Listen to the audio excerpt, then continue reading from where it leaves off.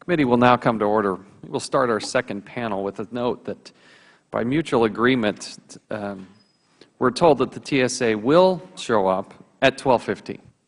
So we are going to try to have a third panel at 12:15. Nevertheless, we want to start with the second panel. We appreciate all of you gentlemen for being here this day. Let me do some brief introductions and then swear you in, and then we'll go to the 5-minute opening statements. Mr. Mark Rotenberg is the Executive Director of the Electronic Privacy Information Center, often known as EPIC. Dr. David Brenner is a Higgins Professor of Radiation Biophysics and the Director of Radiological Research at Columbia University. Mr. Fred Cate is a Senior Policy Advisor with the Center for Information Policy Leadership at Hunton and Williams. And Mr. Stuart Baker is a partner with the law firm of Steptoe and Johnson, LLP. We appreciate all of you gentlemen being here with us today. We appreciate your credentials and look forward to your testimony. Pursuant to committee rules, all witnesses will be sworn in before they testify. Please rise and raise your right hand. Do you solemnly swear or affirm that the testimony you are about to give will be the truth, the whole truth, and nothing but the truth? Let the record reflect that all witnesses answered in the affirmative. We will now start with opening testimonies. We'd appreciate if you would limit your comments to 5 minutes, but your entire written statement will be made part of the record. We'll start with Mr. Rotenberg. You're recognized for 5 minutes. Thank you, Mr. Chairman and members of the committee. I appreciate the opportunity to appear today before you. I also wanted to thank you personally for the leadership that you have shown on this particular issue, which is of great concern to the American public. I also want to begin by saying that EPIC fully appreciates the important mission that the TSA has and the importance of protecting aviation security. There's no dispute about that today. What I'd like to do is describe for the committee the work that we've pursued over the last 5 years concerning a particular airport screening technology that the TSA has adopted and now hopes to widely deploy in U.S. airports, and that is the body scanner technology. We became aware of this technology almost 6 years ago. We followed at the very beginning the concerns that had been raised about the privacy impact, about the health impacts, and also whether the technology would be effective. We were very cautious at the outset. We wouldn't make any strong statements until we had obtained more facts to understand how the technology would be used. So we began a series of Freedom of Information Act requests. We were trying to understand the technical specifications, the protocols, the contracts that had been arranged with the vendors. We also began to work with expert organizations, civil rights groups, groups across the political spectrum, groups that represent passengers, groups in the travel industry. And as we became aware of the concerns that had been raised, we joined with these organizations and submitted a petition to Secretary Napolitano in the spring of 2009, shortly after we learned of the TSA's plan to make these body scanners the primary screening technique in U.S. airports. This seemed to us to be a sharp departure from what the agency had previously said about the use of this technology. And so 30 organizations wrote to the Secretary in the spring of 2009 and respectfully asked her to conduct a public rulemaking so that there would be an opportunity for the public to express its views on the TSA's program, and so the TSA's decision on those comments would ultimately be subject to some type of judicial review.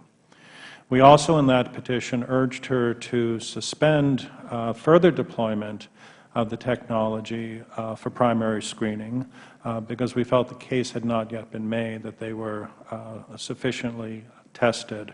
And I will say, Mr. Chairman, it was around this time as well that your bill, which you introduced in the House, passed through the House with more than 300 votes, which was essentially trying to drive the agency back to the same position, to keep these devices for secondary screening where they might be used for special cases. Now, the story actually gets quite a bit more interesting because in January of 2010, we obtained the first set of documents that we had requested under the Freedom of Information Act. And I've attached to my testimony just a couple of pages. We actually have thousands of pages that roughly fall into two categories. The first category is the description of the devices, and the second category is the many traveler complaints that the agency has received.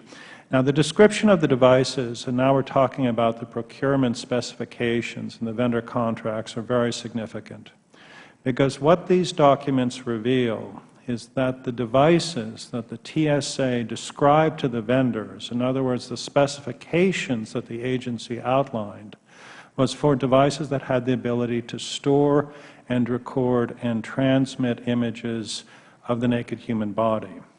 Now, I'm quite sure there's going to be some back and forth this morning about what that means. The agency will say, for example, that they don't save the images, they store them for a temporary basis, and then they're deleted. But I need to make very clear at this point that we have done a lot of related litigation on this issue, and we've obtained, for example, from the U.S. Marshal Service more than 100 images of a body scanner device very similar to the one used by the TSA. This is used by the Marshal Service in Orlando, Florida, in a courthouse.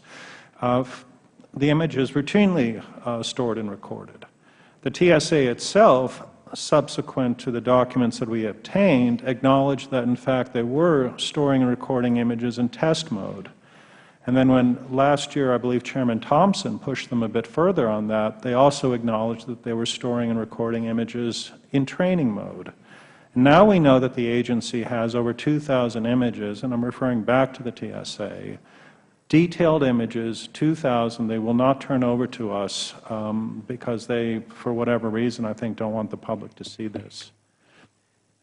Okay, I will conclude. There's a lot in my testimony, but just in conclusion, the privacy issues here are enormous. The Fourth Amendment implications are enormous. There's the harm that we can see about these devices, and then there's the harm we can't, and that's what I'm here to discuss. Thank you. We'll now move to Dr. Brenner. Same thing. Please pay attention to the light. If you keep your comments to 5 minutes, we'd appreciate it. And we now recognize you for 5 minutes. Thank you, Mr. Chairman. My name is David Brenner, and I'm the Director of the Center for Radiological Research at Columbia University, and have about 30 years of experience in low-dose radiation risk estimation.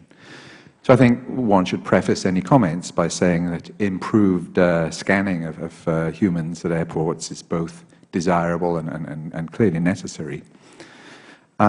As you know, there are actually two different AIT, advanced imaging technologies, that are currently being deployed. That's X-ray backscatter scanners and millimeter wave scanners. And in many ways, they operate in exactly the same way. They're both, the analogy is radar. They bounce radiation off the individual, and the reflected radiations are what are analyzed. The difference, as in the names, is that the X-ray backscanners use X-rays, millimeter waves do not. And at least at higher radiation doses, it's certainly proven that X-rays are a carcinogen. There's no such evidence for millimeter waves. So I will focus my comments on X-ray backscatter scanners. So let's talk about the individual risk, the risk of one average person going through the scanner once. The doses involved are extremely low, and that means that the risks, and the risks we're talking about are long-term radiation-induced cancer, are also extremely low. And in fact, we can actually put some numbers on those risks. So the risk of an average person going through the scanner, their risk of a long-term induced cancer, is about 1 in 10 million. Now, by any stretch of the imagination, that's an extremely small risk. So I think I would agree with the TSA's characterization that in that context, these devices are safe.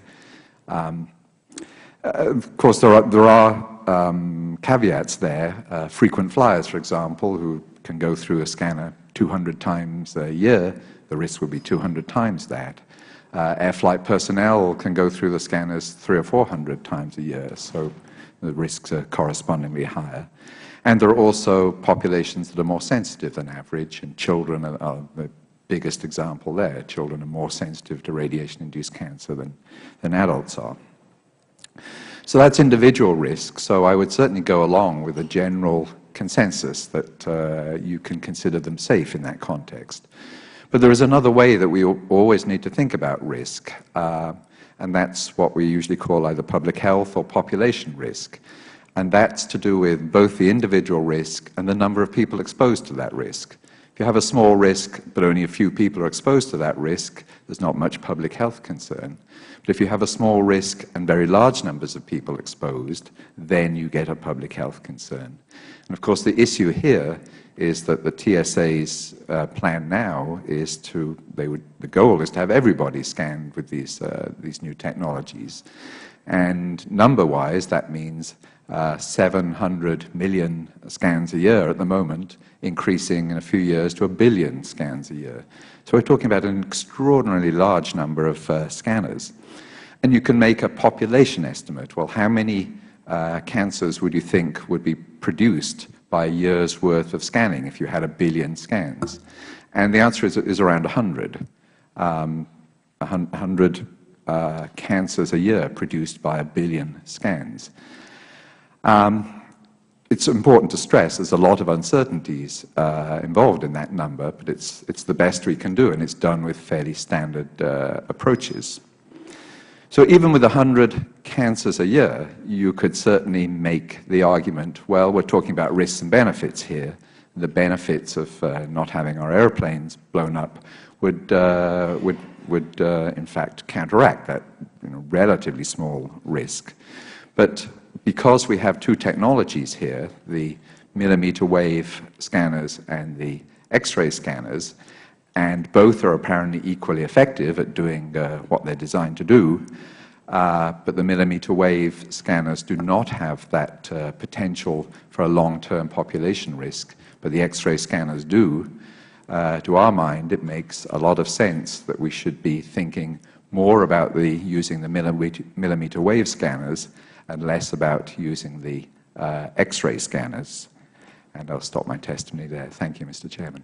We applaud anybody who leaves a good, solid 8 seconds on the clock. We appreciate that. Thank you. Thank you for your testimony. Mr. Cate, you're now recognized for 5 minutes.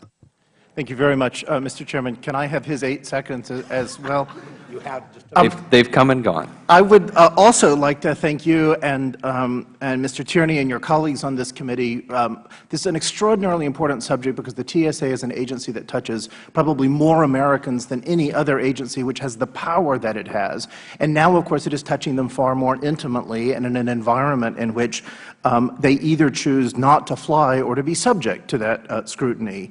And because so much of the work they do is governed by policies and procedures which are not made public, the review data on this equipment largely not made public, the oversight of this committee is exceptionally critical, perhaps more so than in any other area. I've been asked to address AIT effectiveness, and this is a somewhat complicated issue because we can talk about the effectiveness of machines, or we can, I think, more profitably talk about the effectiveness of the machines as they add to a system of security that the TSA is carrying out at airports. And it is in that latter context that I think we can say quite safely that AITs have introduced a distraction into the security system that may actually be weakening rather than enhancing our security at airports. It's useful to remember what AITs do. They do not detect explosives. They do not detect firearms. They do not distinguish dangerous from ordinary materials. All they can do is identify what they consider to be anomalies on the body of a traveler. Now, that's a pretty limited function. It means if the traveler secretes something internally or even in his or her mouth and closes the mouth, they can get through security without the AIT detecting it. It also means that if we define anomaly as the TSA currently does to mean anything that looks different than what they would expect, we are generating millions of false positives a year. This is, of course, why we have to take tissues out of our pocket and dollar bills and candy. All of these are considered anomalies by the AIT. So despite the fact that these have been advertised to the American public on the basis they can see through clothing to really see if you present a risk, the opposite is in fact true. They cannot determine what a risk is. And therefore, we have turned the TSA largely into cloakroom attendants who are trying to get all of our anomalous goods off of us so that we can go through the machine, thereby leaving less for the TSA to have to screen. This high rate of false positives is one reason for concern. Another is that we, in fact, have a very difficult time clearing the anomalies that do go through the system. Because, in fact, even with a pat-down search, we often don't know what those anomalies are. And I mentioned in my written testimony, I was reminded of this last week flying through Washington National Airport. I had dropped an aspirin in my pocket, forgotten it was there. The machine identified this as an anomaly. You would think this billion-dollar technology could tell the difference between a tiny little aspirin and something that might pose a threat, but it cannot. So therefore, this required a pat-down. The agent pulled it out and said, "What is this?" I said, "An aspirin." He said, "Thank you, go right on through." Of course, he had no idea what it was, right? Once I had been subjected to the search, whether it was a dangerous chemical, whether it was an explosive, no earthly idea. He simply let me put it in my pocket, and I walked through. The search had gained us nothing. That is actually true, and following on our first witness this morning, with most medical devices. And I experienced this as a diabetic who wears an insulin pump. So I walk through. If I have the insulin pump on, I am then either subject to a complete pat-down, as if for some reason having an insulin pump makes it more likely that I will be a terrorist, or if I take the insulin pump off, I'm still left with a plastic cannula in my stomach that carries the insulin. This, of course, is an anomaly. I then become subject to another pat-down. The agent feels it and says, "What is that?" I say, "It's a cannula." Okay, 8 out of 10 have no idea what that is anyway. They say, "Thank you very much." They're invariably polite, and I walk on through. Right, 1 out of 5 say, "Oh, you're on an insulin pump." They're invariably polite, and I walk on through. Now, when I ask the TSA what it is about cannulas that they're so worried, they say, "Well, we're worried you might have bombs inside of you, and this would be the mechanism for setting it off." I have no idea how great that threat is. I do know that agent has no idea at the end of the AIT and the search whether that is true or not. All they know is that they detected a plastic piece of tubing coming out of my stomach, and I gave them an excuse for it. Now, let me conclude by saying I, too, am enormously respectful of the difficult and important job the TSA has, and would also comment on the extent to which so many TSA agents that I encounter are invariably courteous and I think extremely well-intentioned. I think they are as frustrated as we are by the irrational policies they are being asked to carry out. Thank you. And even more impressive, only 1 second on the clock. The Chair cannot thank you enough for wrapping up your testimony. I challenge Mr. Baker to beat that goal here as we recognize him now for 5 minutes. Push the button there. Yes, I appreciate being here. I'd like to just make 3 or 4 points. First, we obviously can't start this analysis by what we'd like TSA to do. We have to start with what al-Qaeda wants to do, and al-Qaeda clearly wants to blow up planes over the United States if it possibly can. It's very conscious of what our security protocols are, and it shapes its weapons to meet them. If we stop looking for shoe bombs, they're going to use shoe bombs. If we stop looking for underwear bombs, they're going to use underwear bombs. Given that, my second point is, with that constraint, knowing it has to look for those weapons, and with one big caveat, TSA's measures are relatively effective and appropriately shaped to the nature of the threat. They have only changed their protocols by and large in response to demonstrated threats. There were actual plots that could have brought down planes, and by and large, each of the changes they've made is aimed at finding those particular weapons. I won't go into the privacy protections that have been built into the AIT systems. You'll be hearing from the TSA about those, but they're by and large effective. I've been through pat-downs. I think I would take issue with the people who describe it as akin to a sexual assault. I thought it was very professional, and while I would much prefer to go through a scanner, the pat-downs are not a shocking experience. At least they were not for me. But let me return to the caveat, because I think there is a way in which TSA is not doing what it should and could. It is still looking for weapons. All of the measures that it has adopted since 9/11 are focused on looking for weapons. And as Representative Cisna said, the result is we're all treated as though we're potential terrorists. We're all suspects. We're all treated the same way and screened in the same fashion. We do not look for terrorists, and that's the reason TSA does not look for terrorists is it doesn't know enough about the people that it is dealing with to actually identify even a risky traveler. It doesn't know as much as a state trooper who stops someone on the highway knows about the person they've just stopped. It certainly doesn't know as much as other DHS elements like the Customs and Border Protection Agency know about people coming across the border, where in fact they know more and are able to move the travelers much faster. It doesn't even know as much as United Airlines. If you said, who is going to do a better job of using data to find terrorists? United Airlines would have more data to use than TSA. This does not make sense. And that brings me to my last point, which is that we've probably taken the search for weapons as far as we can. I know there are people who think that we've taken it too far. There certainly are possibilities for weapons. I don't think we've yet developed Fred Kate's aspirin bomb, but there are certainly possible weapons and places to hide them that our search for weapons is not going to find them. And therefore, we're going to have to spend more time looking for possible terrorists, risky travelers. And I would submit that most people who travel today would say, if I could give information, if the fact that I was just discharged from the hospital after an operation was information that was available to TSA so they could verify my story and speed me through the line, that would be a much better step than having everyone screened in the fashion they're currently screened. And so my suggestion for this committee, for the Homeland Security Committee, is that we allow TSA to set up some voluntary programs. We're already giving people a choice between a pat-down and a scan. Why not let people say, you know, you can have my travel information, you can have some basic background information on me. If that will make the screening more effective and faster, I'd rather do that than go through the scan every time or the pat-down every time. And so my suggestion for ways to improve the system that we have and potentially reduce some of the intrusiveness of some of the screening is to begin a process in which people can voluntarily agree that they'll give up information in exchange for faster screening. Thank you. Thank you. I continue to be impressed by the prompt nature of our panel.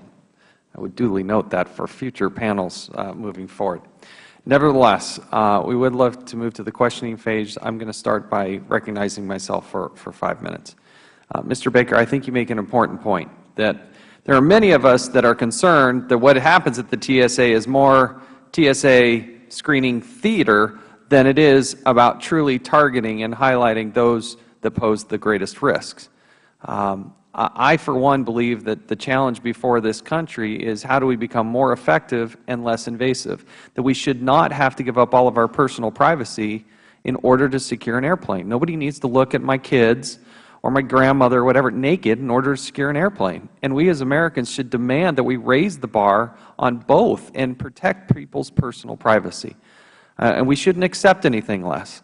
I would ask unanimous consent to enter into the record 3 articles that deal with the same topic. This first one, $19 billion later, Pentagon's best bomb detector is a dog. The Pentagon, having spent $19 billion trying to ferret out improvised explosive devices and the components thereof, have come to the conclusion that the very best way to actually find these bomb-making materials, whether they be in a car or on somebody's person, is the good old-fashioned dog. There's nothing like a good German Shepherd that can be a whole lot less invasive, much less costly. My fear is that what these dogs don't have, they don't have lobbyists. And I really do worry that we have propelled ourselves into this false sense of security that these machines work, that they're safe, and that we're not storing any images. And I have challenges on all 3 of those fronts because through my research and the information I've seen, I don't know that that's true. So again, I'd ask unanimous consent to enter these 3 into the record. No objection, but just a question, Mr. Chairman. Are those the actual studies or are those just articles about? Those are the articles referencing the study. Thank you. Without objection, they will be entered into the record. Let's talk, particularly with this panel, I want to start with you, Dr. Brenner, talk about the safety and efficacy. I worry about a couple of the more vulnerable people, the 65,000 people at the TSA that are around in close proximity to these machines on a daily basis. We also have people, pregnant women. We probably have pregnant TSA or TSOs that are there working at the airports. We have people with pacemakers, for instance. There was an article that was released, it was in USA Today, with a statement that came from TSA on a Friday saying that the machines that they had tested were emitting 10 times the allowable dose of radiation, or the normal dose of radiation. Do you have any insight into the release of that data and that information?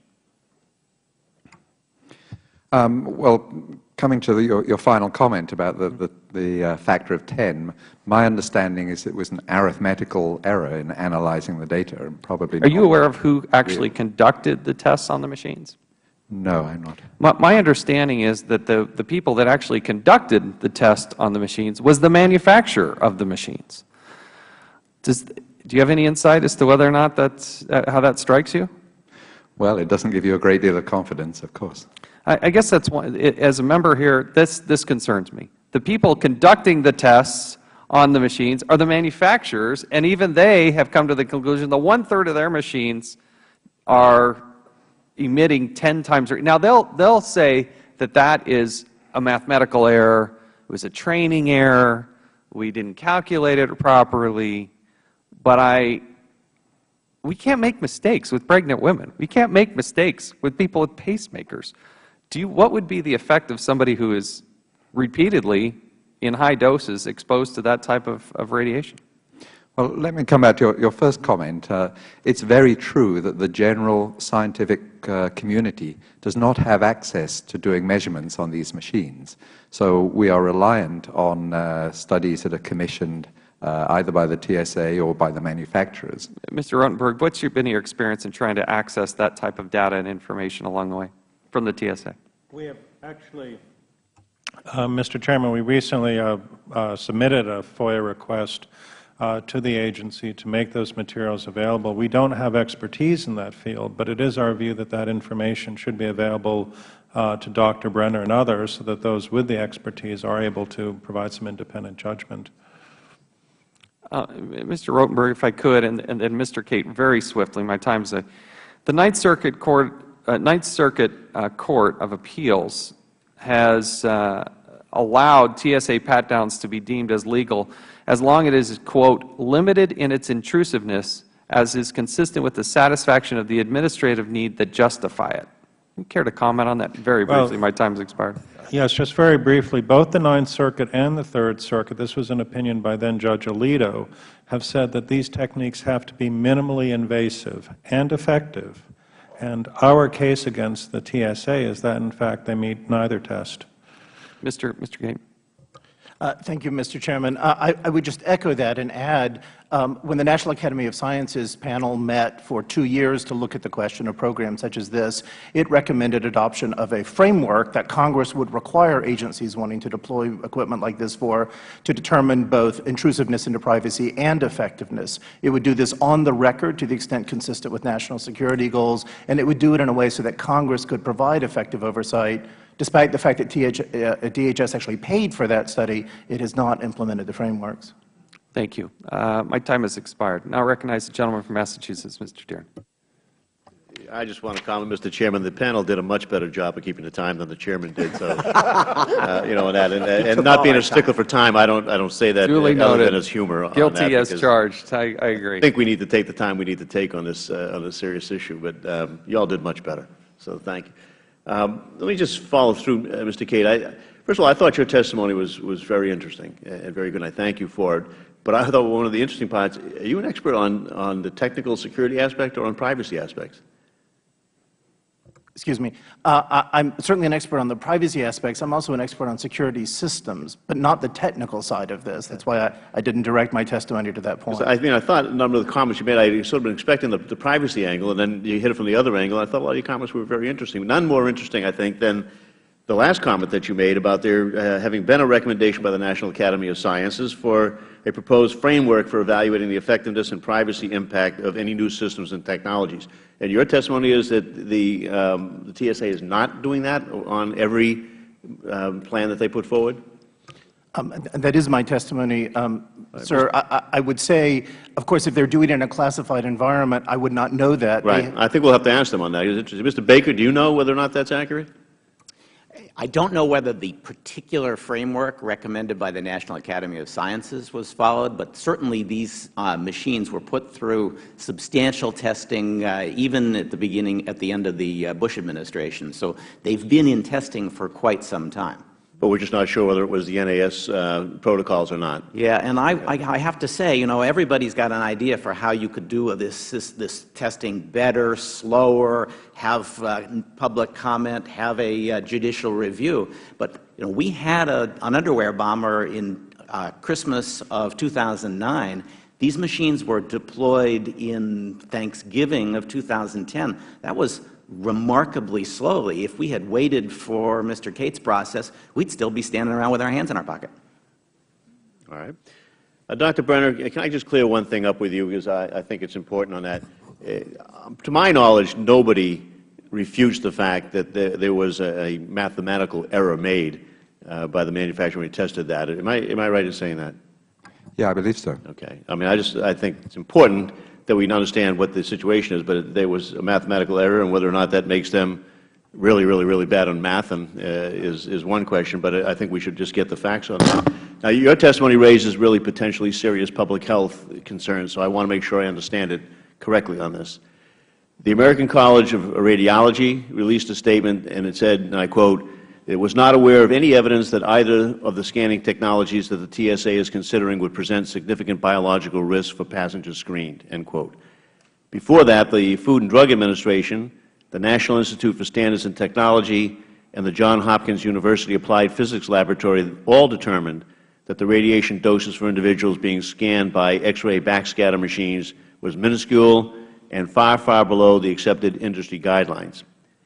So according to those studies, one X-ray backscatter scan is equivalent to roughly 2 minutes of traveling in an airplane at altitude, 1 hour spent outside, just generally outdoors, or eating one banana. Do you disagree with any of those three studies that say the total radiation exposure provided by one X-ray backscatter screening is roughly equivalent to those basic everyday activities? Well, I don't think it's equivalent to eating a banana, but I do agree in general with the comment that the individual risk from a single traversal of the machines is extremely small. And in fact, I gave you a risk estimate of 1 chance in 10 million, okay, which is, by any stretch of the imagination, extremely small. So I don't have any disagreement with any of those comments, really, except the banana. So now you say that your best estimate is that 1 billion X-ray backscatter whole body imaging scans will potentially cause 100 cancer incidents per year. Yeah, you multiply 1 billion by 1 in 10 million, and that's what you get. So does that mean that 100 people a year will be getting cancer from stepping outside or from taking 2 minutes in an airplane?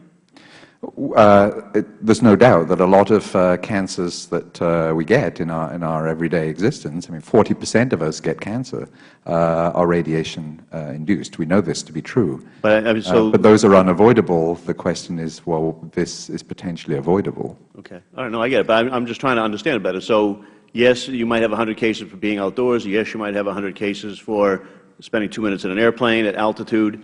And yes, maybe there would be some impact for going through these scanners on that, but it's all about the same.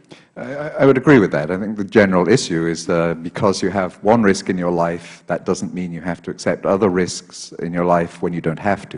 Mm-hmm. And you say it's perfectly possible that the individual risk could actually be significantly lower or indeed zero, but that it is also quite possible the individual risk could actually be significantly higher. Yeah, I think that's true. Trying to estimate risks at these very low doses is very hard to do. All we can do is the best, the best effort. Did you do your own test on the emissions caused by these X-ray backscatter machines, or did you base your estimates on just on estimates of the emissions? Well, as I commented to the Chairman just now, it would be great if the scientific community actually had access to these machines. We do not. Okay. Good. Thank you. yield back, having used less time than you, Mr. Chairman. Without noting the time, we'll go ahead and move to recognizing the gentleman from Arizona for 5 minutes. Dr. Brenner, in my former life was a dentist for 25 years. So we do understand that there's all cumulative aspects of all radiation. Am I not right?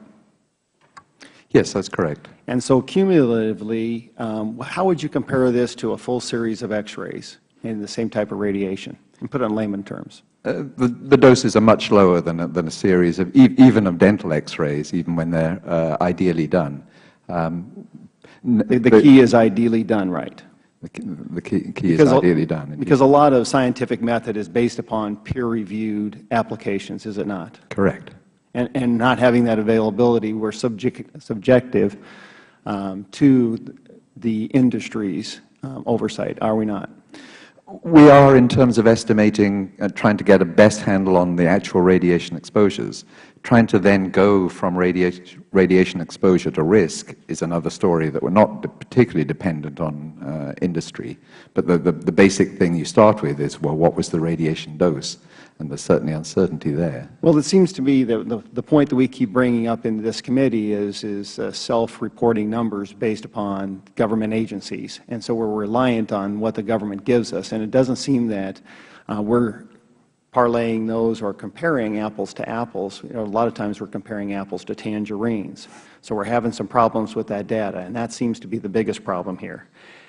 Mr. Baker, you alluded to something very interesting to me. I'm from Arizona as well, and you talk about a multi-tier task effect, that TSA is not really gifted in regards to analyzing certain factors of the passengers, and actually noted something about border security.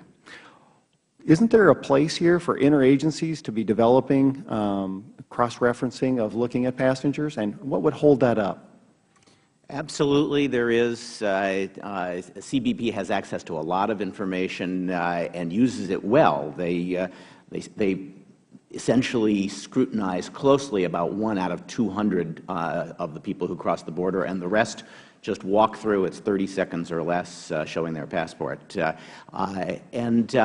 Providing more of that information to TSA so that TSA can make decisions about the kind of screening it will do for passengers is something that should happen. It has begun to happen, I understand, in the context of flights from Europe to the United States. That is to say, it's not so much that the information is shared, but that there are shared decision-making processes. I think TSA will be a little nervous about getting that information because in the past, Congress, Fred Kate, EPIC have made a big fuss about them having any information about travelers, claiming that TSA has a travel dossier on us. And so it would be very helpful if they got a certain amount of authorization or encouragement to actually use the data in a constructive fashion rather than just try to do it on their own with CBP. Mr. Brenner, again, based upon the quality of the image, I'm sitting here with a dental X-ray, and if I don't have qualifications or the parameters set on my machine, they're worthless to me. And we've now come about seeing the experts talking about we don't really know what's in the general perimeters of this scan. We're looking for abnormalities. In your opinion, does it justify the spending of almost $500 million on these machines and going further with this? Well, you're asking me about the efficacy of the machines, yes, and I don't think I'm perhaps the right person to address that. I'm no expert. There have certainly been studies where they've analyzed the quality of the images, worked backwards to figure out, well, how much radiation dose must have been given to produce those images, and that's actually from Arizona State. And the conclusion was the doses had to be higher than the doses that the manufacturers are suggesting. Mr. Cates, do you have an opinion upon that? On the broader issue of whether these are ineffective, are they worth the risk? I would say they are not worth the risk, and in fact would, much to his annoyance, support Mr. Baker's earlier point, which is in fact knowing more about travelers, or certainly those that wish to have more known about them, would be a far more effective way. One of the things we always say in security is you want to focus your resources on the greatest risk. We have built the entire TSA system around doing the exact opposite. Thank you very much. I yield back my time. Gentleman yields back within an impressive time frame. Thank you. Now I recognize the gentleman from Maryland for 5 minutes. Mr. Baker, I want to just follow up on some of the questions that our ranking member, Mr. Tierney, asked. And if you'll recall, he was asking about a number of issues. And there seems to be some, they look at these measurements in different ways. And so we're in a situation where Congress has to make critical decisions about our nation's homeland security and the public health based on scientific evidence. And it seems to be all kinds of ways they do these measurements. And questions have come up with regard to those measurements. But considering the conflicting scientific estimates on this issue and the significance of the security risks, what do you think, Mr. Baker, should be the next steps that Congress should take? Should we request further scientific analysis on the actual results of these machines instead of just using extrapolated estimates? Is that? I'm not a medical expert, and so I'm cautious about expressing a view on that. I can tell you there are some costs to delay, not only the risks to the traveling public, but for those who are worried about waste and abuse in government. Right now, there are two competing machine suppliers to do body imaging. If you say we're not going to buy from the people who use backscatter X-ray, then you're giving the other machine supplier a monopoly, and you're going to get a price that reflects that monopoly. So it will have a significant cost, and I think you need to bear that in mind as you make a decision. Well, Professor Cade, a privacy law professor at Indiana University has stated in his written testimony, and I quote, "Advanced imaging technology is generally not effective at contributing to greater security of airplanes and airports. In fact, it appears that the way in which the TSA has deployed these machines actually may be undermining rather, the security of the U.S. air transportation infrastructure." End of quote. Mr. Baker, do you agree with Professor Cade's assessment? No, I think that these clearly add to our security. Perhaps if you compared this technology to some imaginary technology that was perfect, you'd say, well, these machines are not as good as that imaginary technology. But if you compare them to the magnetometers that are the alternative for us, they are clearly much more effective at finding things that now could be used as weapons that couldn't be used 20 years ago. Therefore, they are very likely the best alternative we have today. Obviously, it would be great to find something better. I'm a big believer in dogs, but they only really work for about half an hour, and then they have to go play, and they cost $30,000 or $40,000 a year on that basis. So it's a great solution. Although I have to say I have a golden retriever whose searches of me are substantially more intrusive than the TSA ever has been. Therefore, I'd say we should continue to look for new technologies, but this may be the best we have for deployment in the next 5 years. The TSA has evaluated and tested advanced imaging technology in the field since 2007 and deployed the machines widely in 2010. Mr. Baker, in your experience, have the AIT systems been adequately tested for field use?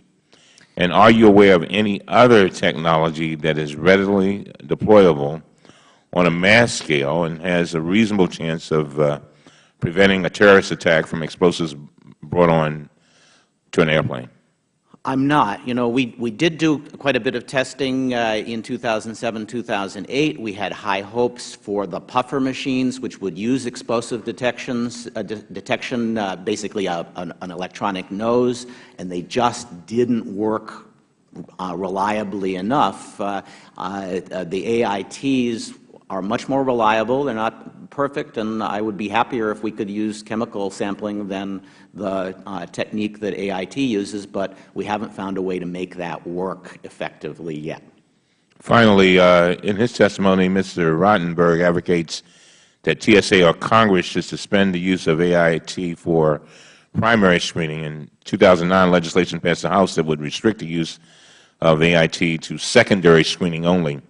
In other words, only if the change in your pocket set off the metal detector would you be directed to a whole-body scanner. Mr. Baker, based on your experience, does it make sense to use the AIT only for secondary screening? No, I think that's nuts. The whole point of the underwear bomb was that he didn't set off the magnetometer because it was designed not to set off the magnetometer, and so only using a technology that would find an underwear bomb when somebody has set off the magnetometer is to basically use it in contexts where it doesn't matter. I see my time has expired. Thank you, Mr. Chairman. Gentleman yields back. Now recognize the gentleman from Texas for 5 minutes. Thank you, and I'll appreciate if the witnesses would indulge me as I kind of bounce around with several different questions. Mr. Baker, you've indicated that you have undergone the pat-down and did not find them intrusive. Was this just the pat-down you took when you opted out, or have you triggered an anomaly in one of the machines and received the secondary, more intrusive pat-down?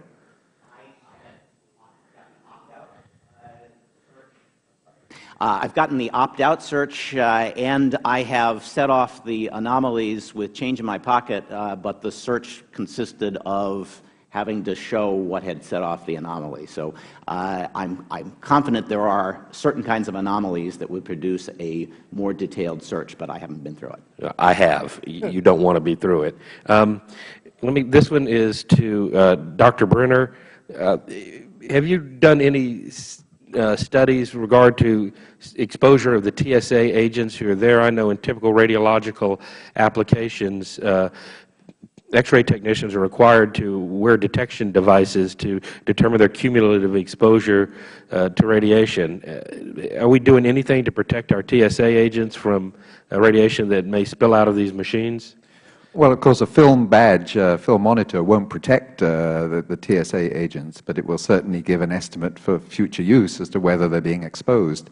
And it makes no sense to me at all that they're not wearing film badges. I mean, in any academic setting and any medical setting, anybody who has any association with ionizing radiation wears a film badge. Now, I don't know if you're married or not, but I'm going to assume you are. Would you let your pregnant wife go through one of these machines? I probably would not. Okay. And you indicate that the back scan or the back spatter X-ray is more dangerous than the millimeter wave technology. Are there any risks associated with the millimeter wave technology we're aware of at this point in time? Well, as scientists, we're trained never to say something is perfectly safe, but there's no evidence of risks associated with the millimeter waves, and there are no biological mechanisms that are established that would lead us to conclude that there are risks associated with them, which is in contrast to the X-ray situation where we know exactly how X-rays cause cancer. Great. And Mr. Rodenberg, your EPIC organization is a privacy advocacy group that I've been familiar with for some time, and I understand y'all's stance on the intrusiveness of these, especially the ones that show the image and not the Gumbies.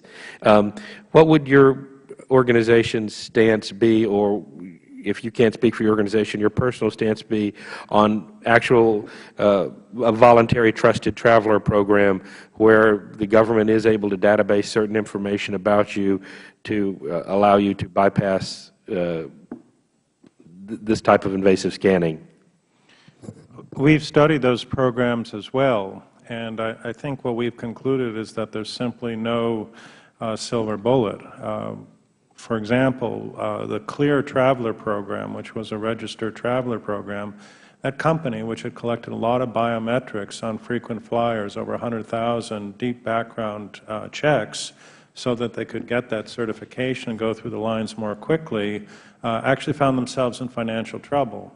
And they went out of business right after I gave them my credit card. Yes. So I can sympathize with that. But you see, the story gets worse, because having collected this extraordinary amount of personal information used to conduct the authentication in the airport, That was their chief business asset.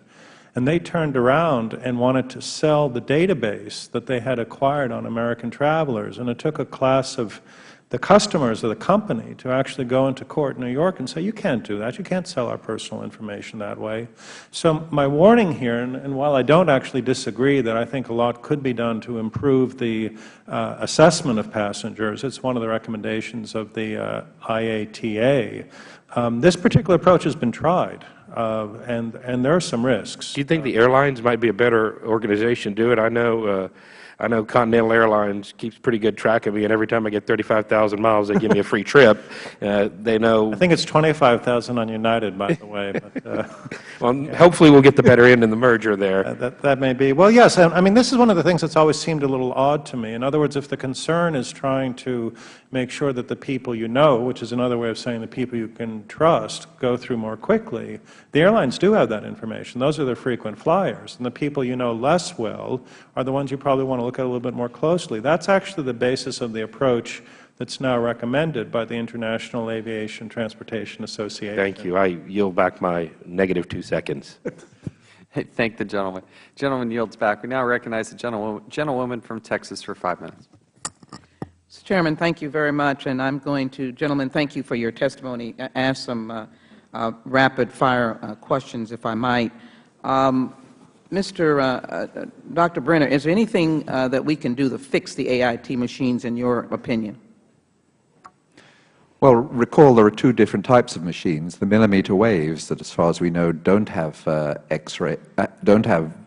long-term cancer risks associated with them. The present ones that the X-ray machines potentially do, and certainly one of the things that we should do is have these machines available to the general scientific community to study them, rather than just have to use second-hand information. So, and you concede the point that some of the filings and reporting were incorrect in terms of the amount of radiation. You concede that point?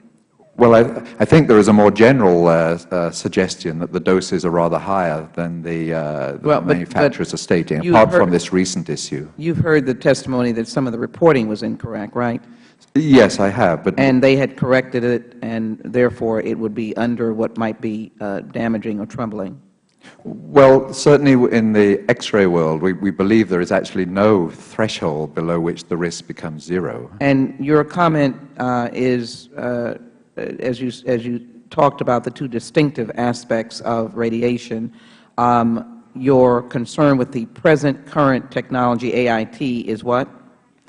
The concern is that although the risk is very, very small, that I think everybody agrees for any individual going through the scanner, if you have 1 billion scans a year, which is where we're heading, a very large number of scans each with a small individual risk will ultimately lead to a population But would you concede, and I take issue with the billions, though I know that our previous witness indicated that travel for her is airplane, would you concede that it would be important to mend it and not end it, and to try to mend the situation that we are addressing? Is it security an equal concern as well? Yeah, I mean, of course we're trying to make a risk-benefit balance, and that's hence my comment about millimeter waves relative to X-rays. Mend it, not end it. Dr. Baker, excuse me, Mr. Baker, are you familiar with the lone wolf concept? And I know that we've seen each other before. How are you? Very good, thank you. Familiar with the individual acts of terrorism, don't need to be in a crowd. Had we ever seen before the shoe bomber that kind of incident? Was that a first for the United States? That was a first. Was it a first for the United States on Mr. Abdullah on that fateful Christmas day when we discovered someone had enhanced their body? That was a first as well. Then can you suggest, if I could very quickly, refer you to Administrator Pistol's comments about the idea of a multi-layer concept of technology, of imaging, that advanced imaging technology fits into the multi-layered approach of security. Is that important? I think it is. We have to give al-Qaeda a strong sense that their old tactics won't work, and the advanced image technology is the only approach, other than some very intrusive pat-downs, that make us reasonably comfortable that al-Qaeda can't slip bombs into their underwear and get onto planes. So, yeah, I think it's our best current use in the context of a broad, layered approach. And you can see that we live in a new world, a different world. Absolutely. Mr. Rottenberg, I've been a strong champion of the Fourth Amendment and the opposition to unreasonable search and seizure. You testified that AIT may be capable of storing and transmitting images of passengers. TSA has testified that both types of machines employed by TSA are currently incapable of storing or transmitting images. Do you dispute TSA's testimony that the machines are currently incapable of storing or transmitting images? Absolutely. On what basis? Page 9 of my testimony. That's the technical specifications for the So are devices. you suggesting that you want to completely eliminate a major force in security, or would you suggest that we mend it and not end it? Well, to be clear, I think our techniques have to be effective, and I think they have to comply with the Fourth Amendment. I don't think this device does either. Let me just indicate to you that I'm introducing legislation that will require TSA to retain but also indicate that they cannot in any way hold these images, or they have no capacity to do so. Would that be of comfort to you? I would like to see the technical specifications. I'm saying if you look at page 9, it will tell you exactly what they can do. They can disable the image filters. They can access the test mode. They can export raw image data in test mode. That is what the TSA required that the vendors provide to them in the design of these devices. That. I would Mr. Chairman, I would just end on saying that I think Mr. Rottenberg's representation is his, and we will look forward to making sure that we fix but not end this problem. Thank you. Back. Thank you. The gentlewoman yields back. We now recognize the gentleman from Florida, the Chairman of the Transportation Committee, Mr. Mica, for 5 minutes. Thank you. When I had the responsibility for putting together the transportation security system for the United States after the 9/11 attacks, of course, I looked for different models. British probably were the best in advising us because they're the only country that had a countrywide system for screening, and also they had been plagued by terrorist attack domestically for years. Additionally, I contacted various federal agencies, and I talked to those who run the federal maximum security prisons and other state organizations who also dealt with probably the most invasive types of screening of both prisoners and people who visited them. And I was told by them that even with body cavity searches, which I don't even want to describe here, with screening with electronic equipment, that both drugs, contraband, weapons all penetrated the system. Been a strong advocate of using whatever means we can put in place that would provide us security, and I do believe in a layered system. But we have launched several efforts, very expensive. When the Chechen women bombers destroyed aircraft, we were seeking a quick solution. We knew we didn't have deployed at the airports the equipment, and I was told the puffer would be the answer. I went to New Jersey, and they tested the puffer. Went through the puffer at least 3 times with some material that should have set it off. None of the 3 times did it set it off, but I was assured it was just a technical problem and that they would be used. They started, as you know, an expensive deployment.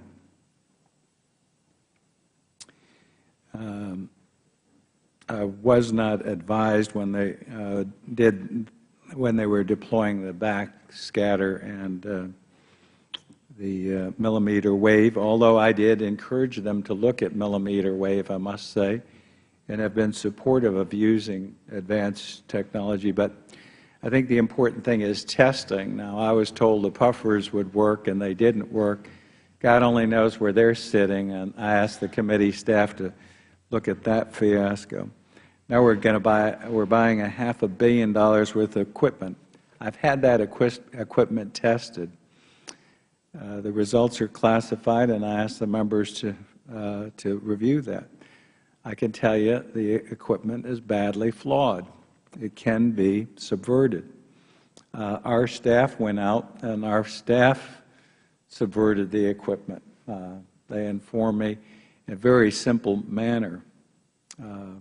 Mr. Pistol said, well, it may require more training or something, and GAO is clever. Well, what the hell does he think terrorists are? Terrorists have gone from a very sophisticated shoe device, and I visited Orly, interviewed people, saw what took place. I was awakened in Texas the morning of the liquid bombers, and we put in measures to try to deal with that. The diaper, I had in January tested the system for the pat-down, which is supposed to catch what this equipment doesn't catch or be another device. I can tell you, I can thwart the system not only visually, but and not that cleverly, but most folks know that they're not going to touch your junk, and more than enough dangerous material can get through because that system is flawed too. I'm very concerned again about the testing of this equipment before it was deployed. It looks like we've got a bigger puffer fiasco on our hands in buying this. If it wasn't just the $500 million, it's going to be another $500 million because TSA couldn't possibly use existing personnel or transfer some of the positions, the 3,770 bureaucratic positions in Washington to get their butts out working online. Of course, they're making $105,000 on average a year, and Mr. Pistol told me yesterday in testimony when I went before the Appropriations Committee that they start the average screener at $28,000 a year. Something seems out of kilter, but we've also seen them move from diapers now to cargo, so I think they're slightly bypassing these machines. Would you say if they're planning to blow up planes over the sky with electronic remote devices, would you say that that would be effective deterrent with these machines? I see all negative, let the record reflect all negative head shakes there. Finally, with surgical implants, I leave this question with you. We know that now the folks that gave us some of these devices and attempts are moving to body cavity inserts, which we saw in Saudi Arabia, and surgical implants. Does this equipment, can you tell me, will that detect that kind of a threat? I see Mr. Cate and Mr. Brenner. Doctor, can you need to verbalize this for the record. No, it cannot. Mr. Brenner? I would confirm that no, it cannot. Can't penetrate. Mr. Rautenberg? No, it would not. Mr. Baker, you care to? I agree. Thank you. Yield back. The gentleman's time has expired. We now recognize the gentleman from Massachusetts for 5 minutes. Thank you, Mr. Chairman. I want to thank the witnesses for their help with the committee. There are real privacy concerns raised by the use of the advanced imaging technology, and we're all looking for ways to maximize security while minimizing intrusions on that privacy. I understand that TSA is currently testing software commonly used in Europe on AIT machines that shows only a screen with an human stick figure on it, something like this. Actually, this looks more like Gumby than a stick figure, but this is a way of identifying an anomaly on a passenger without revealing, particular details of that person's body. And I think it's a better way, from a privacy standpoint, to allow an officer to physically inspect the area of the body where the anomaly occurred. But at no point in this system would any human being ever see an actual picture of the passenger being screened.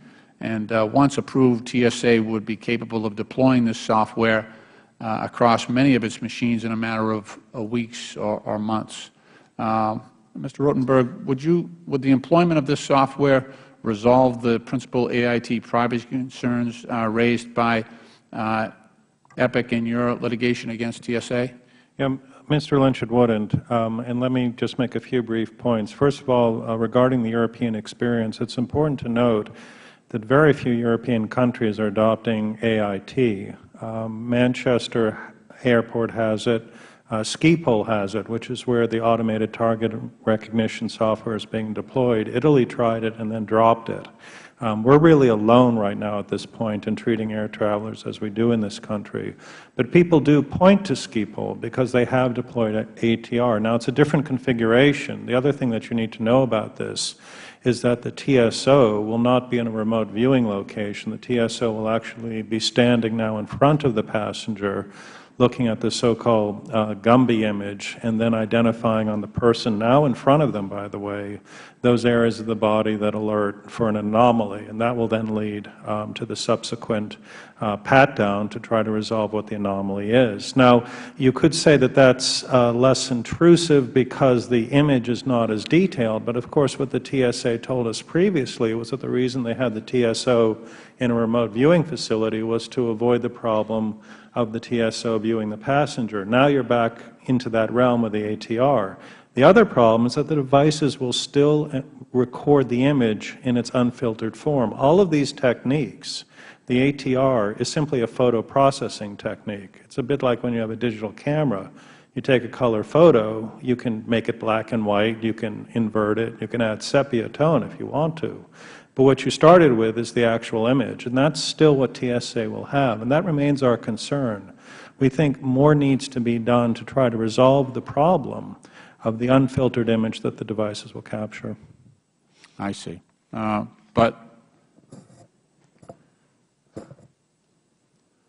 in terms of, well, if there's no need, if they're not using the detailed image to make their assessment, I'm assuming that it would be less problematic to get rid of that part of it then. Well, you see, it's a bit of a trade-off. The image that's displayed on the screen will be less detailed, no dispute. On the other hand, the image that's captured will be the same, and the TSO, instead of being in a remote room, will now be in front of the passenger. So that's roughly where you'll end up. Well, the current system, the TSO is in front of the passenger. They have two, actually. There's the TSO in front of the passenger, and he's communicating by headset with another TSO who's in the remote viewing room. And the TSO in the remote viewing room says, we've got a problem under the right arm. You need to look there. But what I'm saying is that neither TSO under this scenario would be looking at the detailed image of the passenger. That's correct. It will be a generic figure.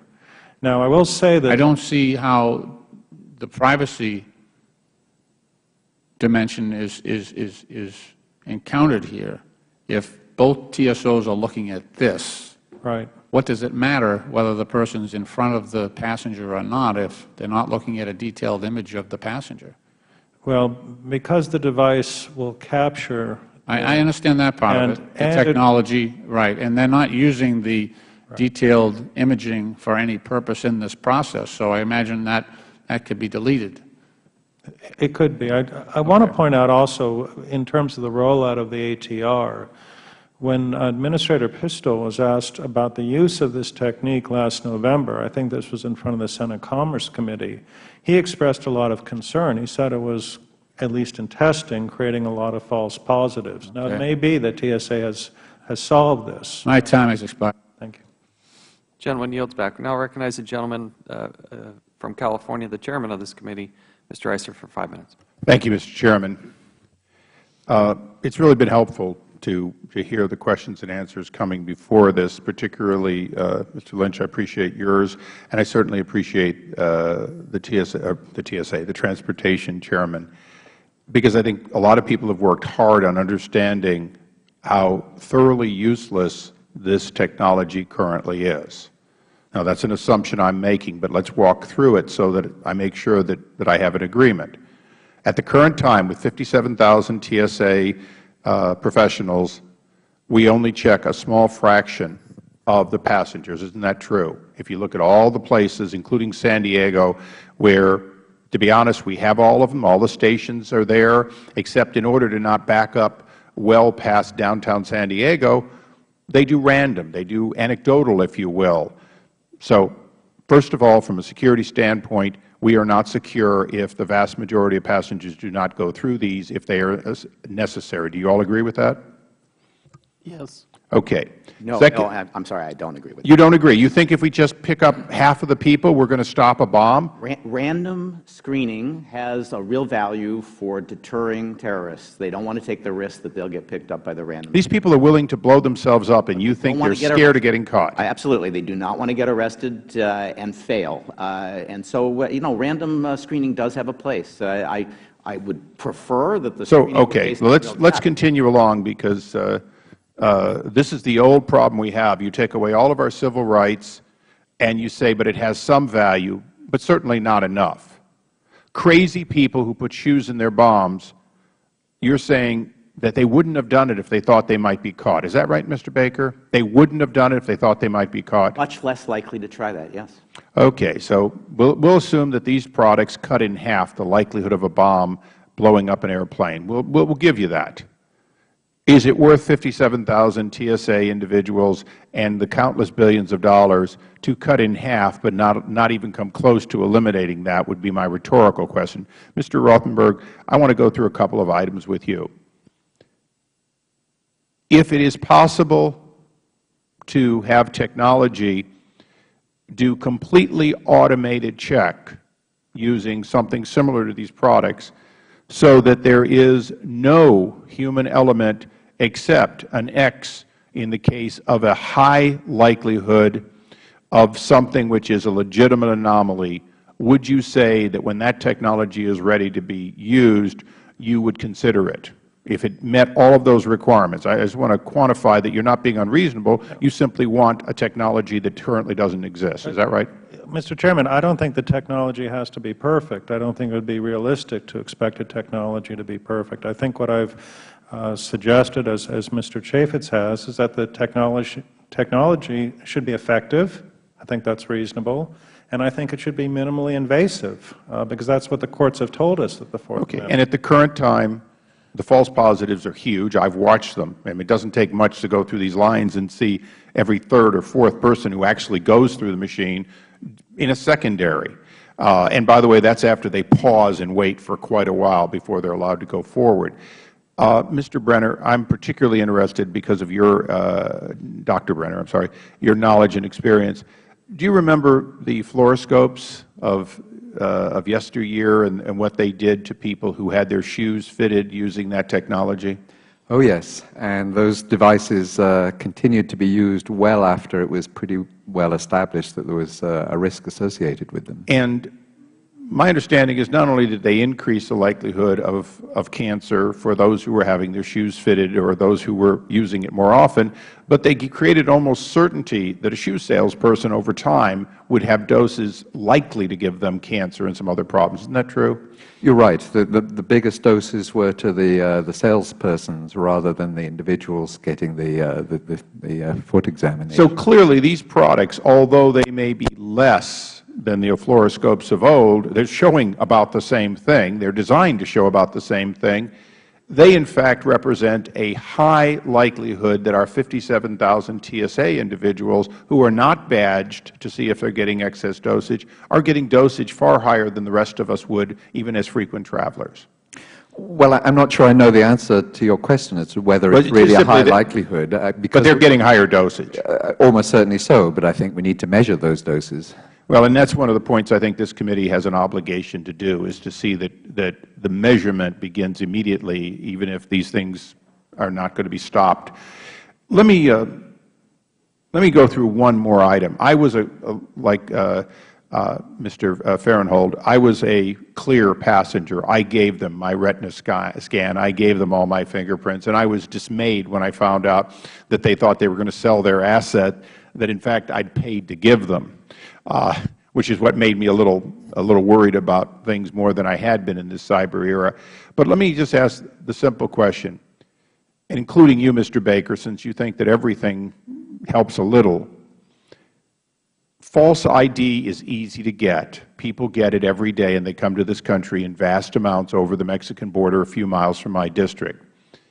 The IDs that will let you come through the country illegally are the same IDs that TSA looks at with, some level of, does the picture match? Anyone can print out a boarding pass. Anyone can take a boarding pass and effectively make a new boarding pass once you have a few of them. From a standpoint of the actual, is the person who they say they are, and are they actually on the flight that they say they're on, isn't one of the gaping flaws right now that when you go through security anywhere in America, they don't actually know for sure that you're who you say you are because the ID is questionable, and they don't even know that the ticket you have is valid for the flight you're on? Haven't we left gaping holes that should be filled first at a fraction of the cost of what we're looking at here today? Just quick answers from anyone that wants to partake, particularly you, Mr. Baker. Yes, for sure, bad ID is a problem. TSA has done a much better job than the airlines did of checking those IDs. That's why they have the loops. That's why they have the fluorescent lights. They are checking ID, and they're finding fake ID much more than was the case prior to TSA taking over that responsibility. Yes, I remember they claimed that my government ID as a congressman was fake, and they wanted to see backup California driver's license, which anybody can get, even if they're not a citizen. Mr. Chairman, thank you for your indulgence. I yield back. Thanks. The gentleman yields back. With the Chairman's indulgence or privilege here, I'm going to recognize myself and then Mr. Tierney here as we wrap up this panel. And again, do appreciate all of your participation. Mr. Baker, would you agree or disagree that layered security is really the only way to move forward? There is no foolproof solution. Absolutely.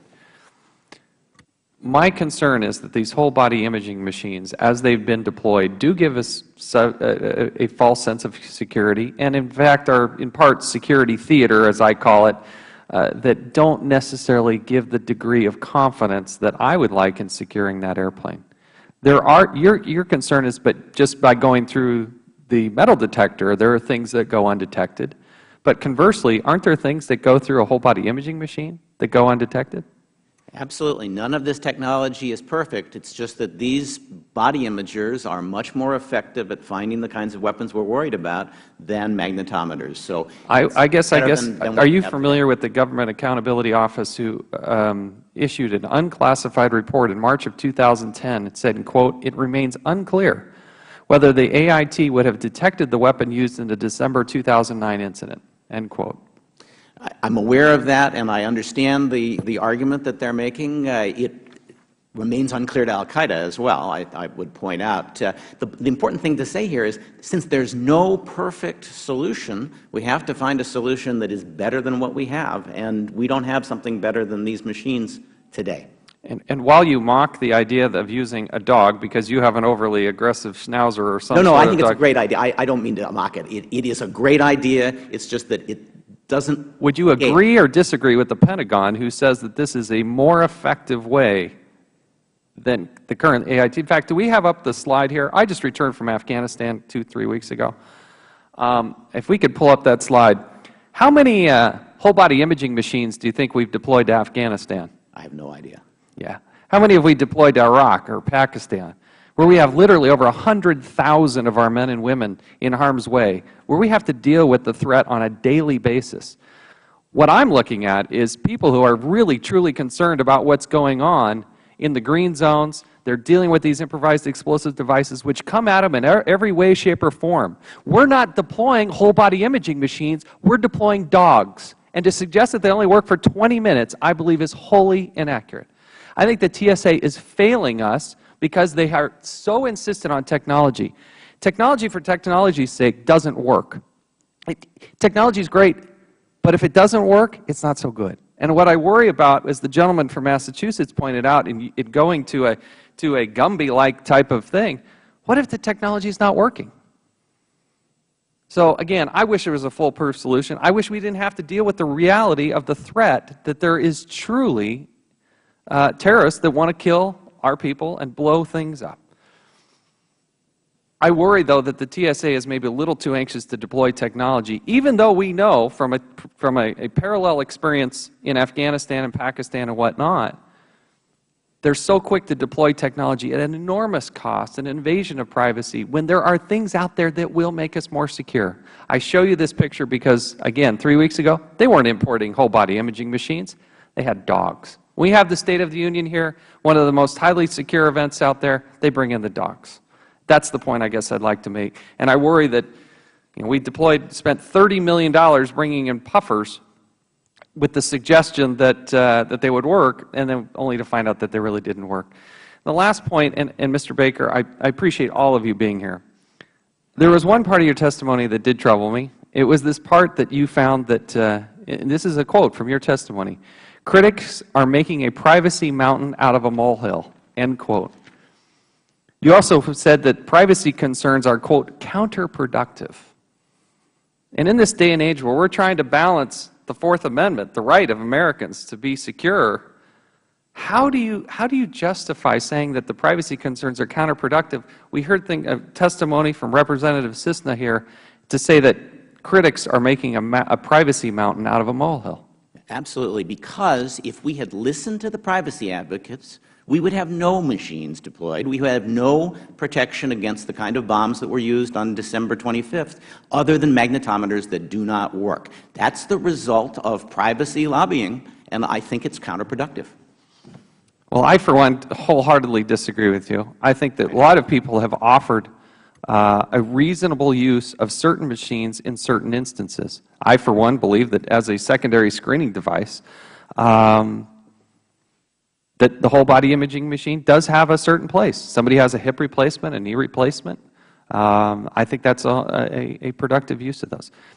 I guess the question or the encouragement I'd have moving forward is to try to find the balances between the Fourth Amendment that we have, increasing the security of the airport, lessening the evasiveness. That's, I think, what we should all be striving for. I now recognize the gentleman from Massachusetts, Ranking Member Mr. Tierney. Thank you, Mr. Chairman, and thank our witnesses again. Interesting idea in this. I don't know if anybody on the panel has the technical expertise that warrants this as a fair question of them, but I think, Mr. Baker, you may either have it or be as close as anybody on this. Would the AIT detect, or would it have detected a powder or a liquid explosive? My understanding is that it can detect unusual bulks and volumes and different textures that don't match the body or that are not, don't fit the body profile. But to some extent, there's an amount of judgment in that. And one of the things I worry about with these Gumby figures is the judgment is going to be made by the machine, and we have to be sure that they can do that right. So at any rate, it wouldn't identify it as a powdered explosive or a liquid explosive, just something that isn't normally on a body. We have to explore further. Could I speak to that, Mr. Tierney? Sure, if you have the expertise. Well, we've had the time to review the procurement specifications, and the question that you ask is actually on page 10 of my testimony. It's the key excerpt, and I can tell you, looking through the documents, that the problem, the threat assessment when the TSA began the AIT was plastic knives, ceramic guns, plastic, C4, dense nonmetallic images. That's what these devices are designed to detect. And you see the problem of PETN, which is the powder that was used by the trouser bomber and the shoe bomber, the devices were not designed to detect. So when you look at the research that came out post-December 25th, the GAO report and the academic studies, I mean, they're largely inconclusive, but they're inconclusive as to the fact that the powder would not have been located. And that's in the procurement design. Thank you. Mr. Baker,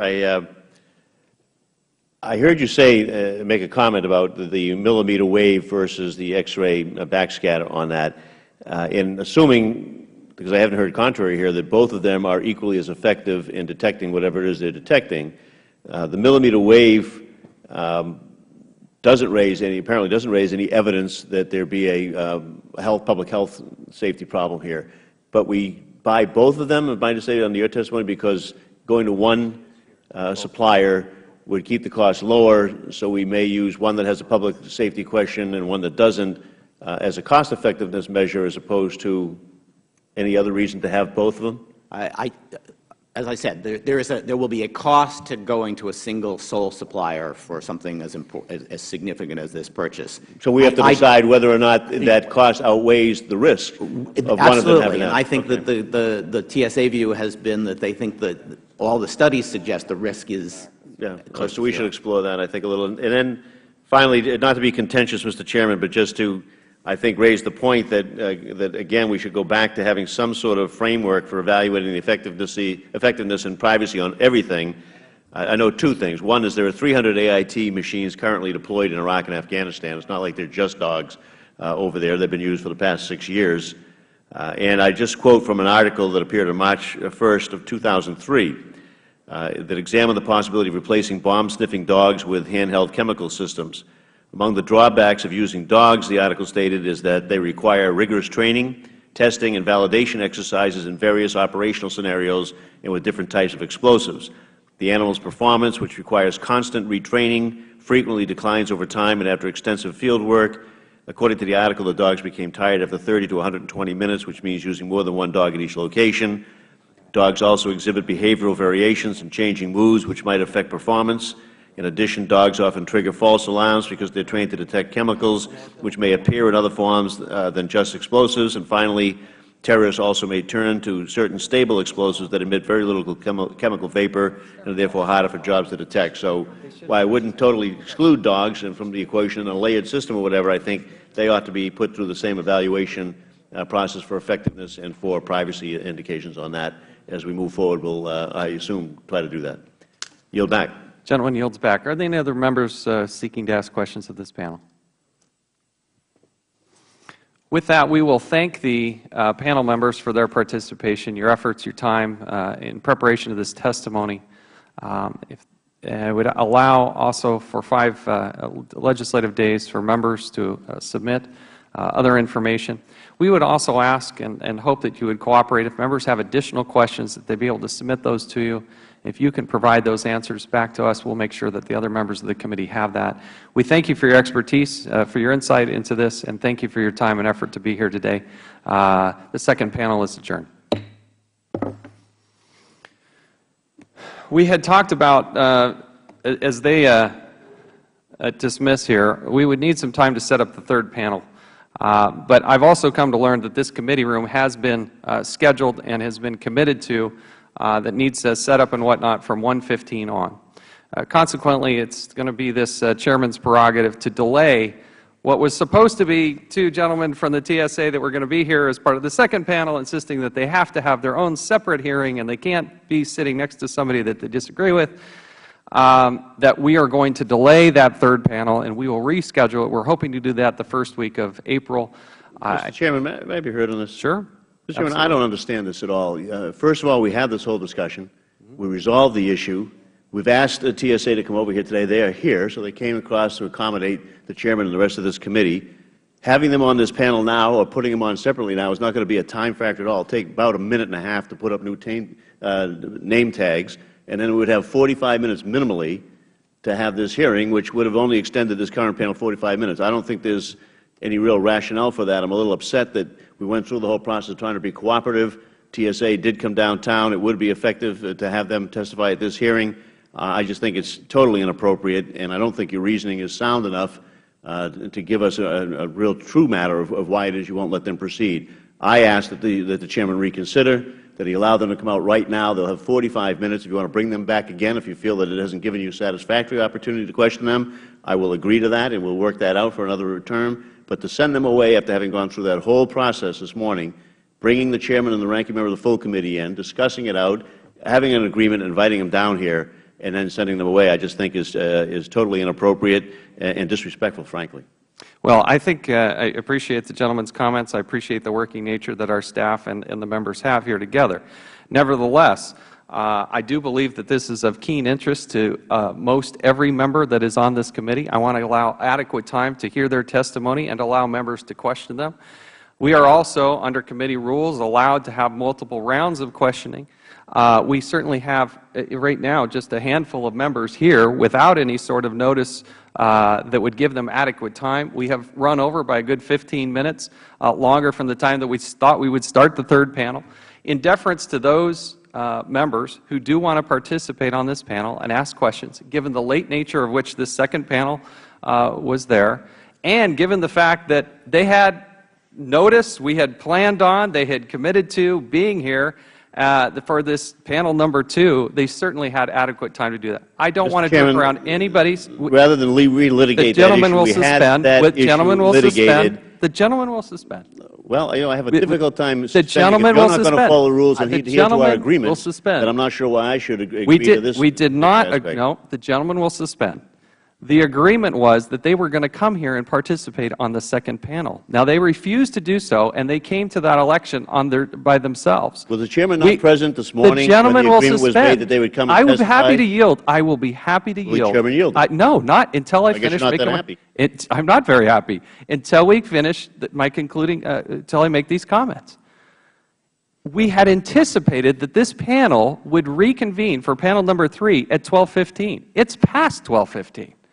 It's, in fact, well past 12:15. The other thing that has come to light is we have another committee that has done research and work and preparation, and members have adjusted their schedules in order to accommodate that hearing, which is going to start, which would be less than an hour from now.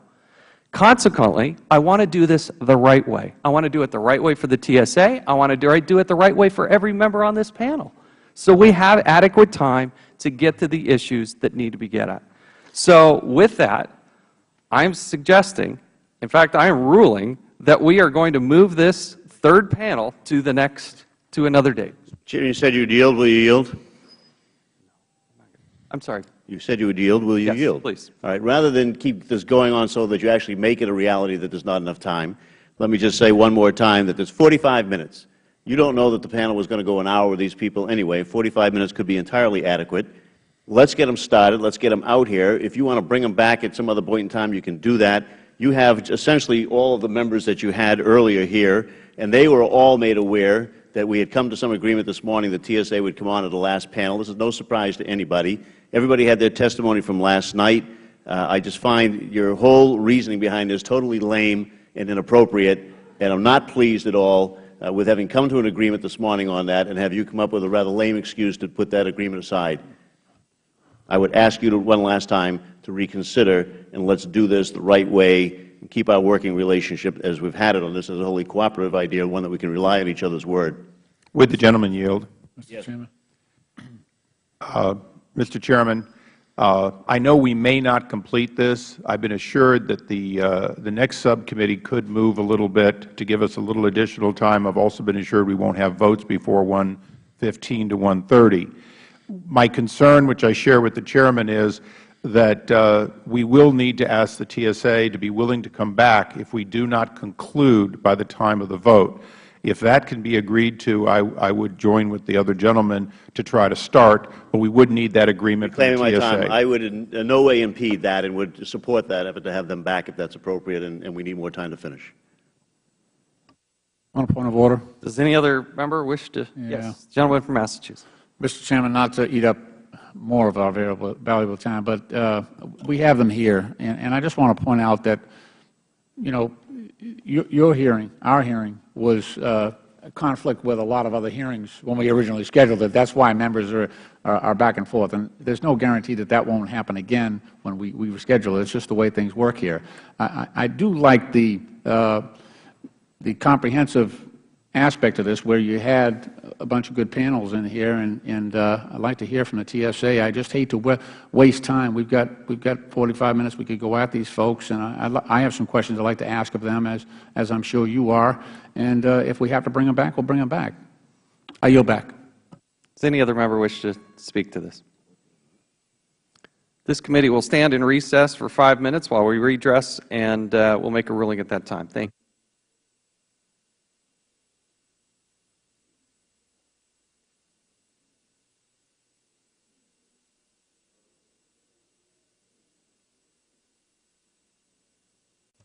Committee will now come to order. We'll start our second panel with a note that by mutual agreement, we're told that the TSA will show up at 12:15. So we are going to try to have a third panel at 12:15. Nevertheless, we want to start with the second panel. We appreciate all of you gentlemen for being here this day.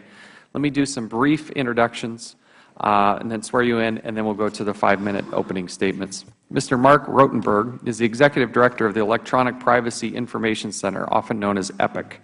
Dr. David Brenner is a Higgins Professor of Radiation Biophysics and the Director of Radiological Research at Columbia University. Mr. Fred Cate is a Senior Policy Advisor with the Center for Information Policy Leadership at Hunton and Williams. And Mr. Stuart Baker is a partner with the law firm of Steptoe and Johnson, LLP. We appreciate all of you gentlemen being here with us today. We appreciate your credentials and look forward to your testimony. Pursuant to committee rules, all witnesses will be sworn in before they testify. Please rise and raise your right hand. Do you solemnly swear or affirm that the testimony you are about to give will be the truth, the whole truth, and nothing but the truth? Let the record reflect that all witnesses answered in the affirmative. We will now start with opening testimonies. We'd appreciate if you would limit your comments to 5 minutes, but your entire written statement will be made part of the record. We'll start with Mr. Rotenberg. You're recognized for 5 minutes. Thank you, Mr. Chairman and members of the committee. I appreciate the opportunity to appear today before you. I also wanted to thank you personally for the leadership that you have shown on this particular issue, which is of great concern to the American public. I also want to begin by saying that EPIC fully appreciates the important mission that the TSA has and the importance of protecting aviation security. There's no dispute about that today.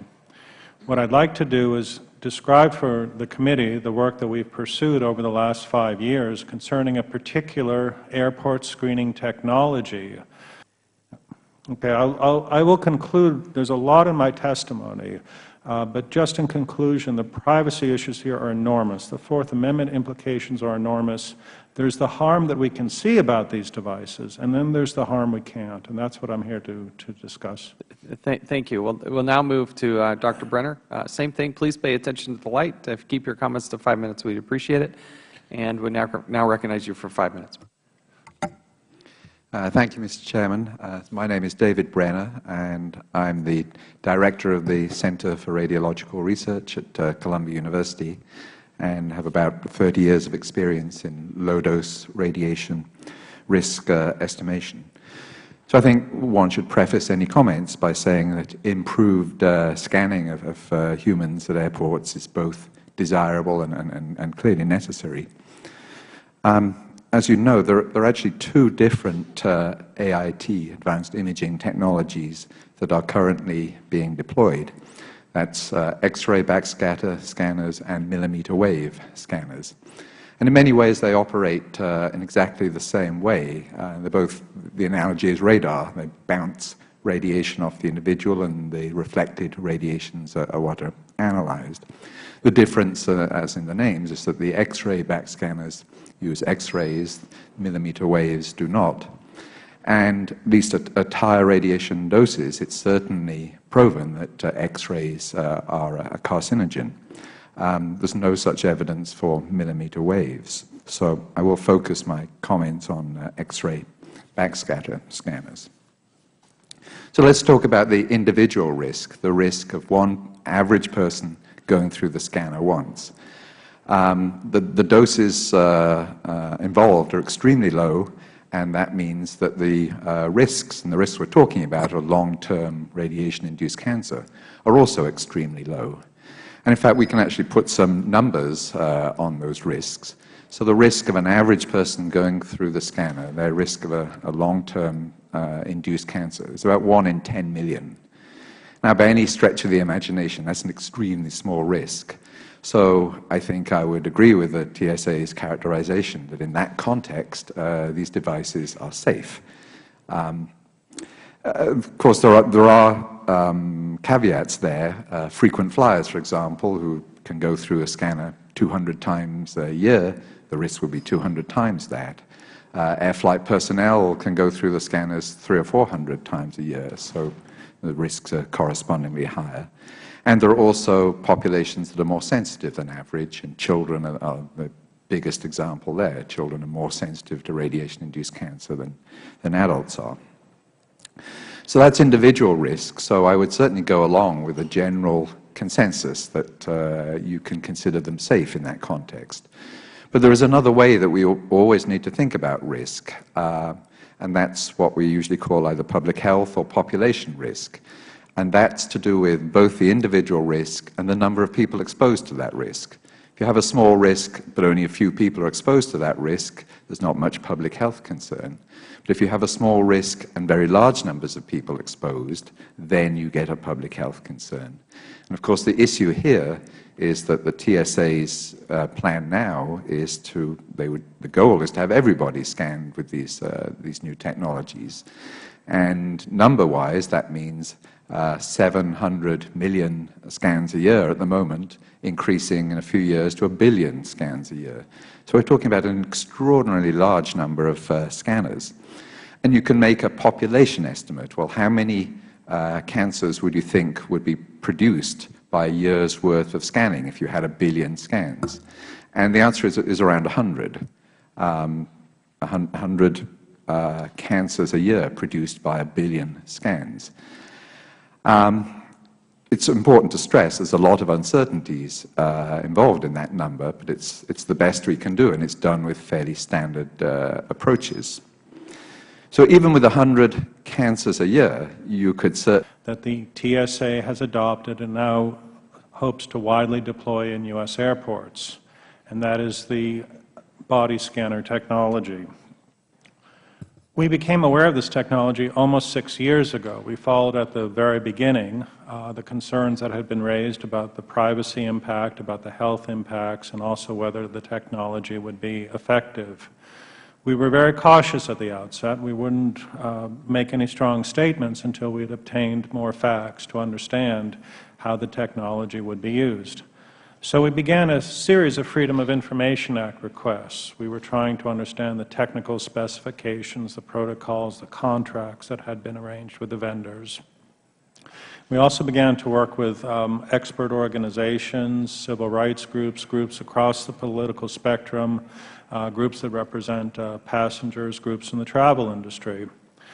And as we became aware of the concerns that had been raised, we joined with these organizations and submitted a petition to Secretary Napolitano in the spring of 2009, shortly after we learned of the TSA's plan to make these body scanners the primary screening technique in U.S. airports. This seemed to us to be a sharp departure from what the agency had previously said about the use of this technology. And so 30 organizations wrote to the Secretary in the spring of 2009 and respectfully asked her to conduct a public rulemaking so that there would be an opportunity for the public to express its views on the TSA's program, and so the TSA's decision on those comments would ultimately be subject to some type of judicial review. We also in that petition urged her to suspend further deployment of the technology for primary screening because we felt the case had not yet been made that they were sufficiently tested.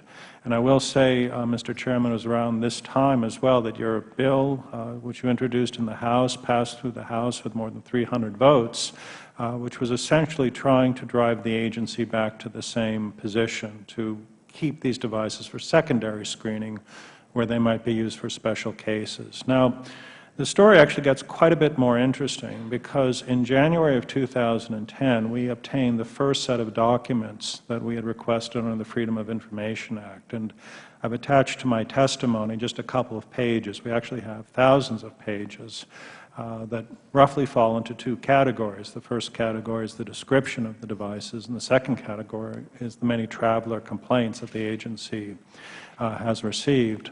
Now, the description of the devices, and now we're talking about the procurement specifications and the vendor contracts, are very significant.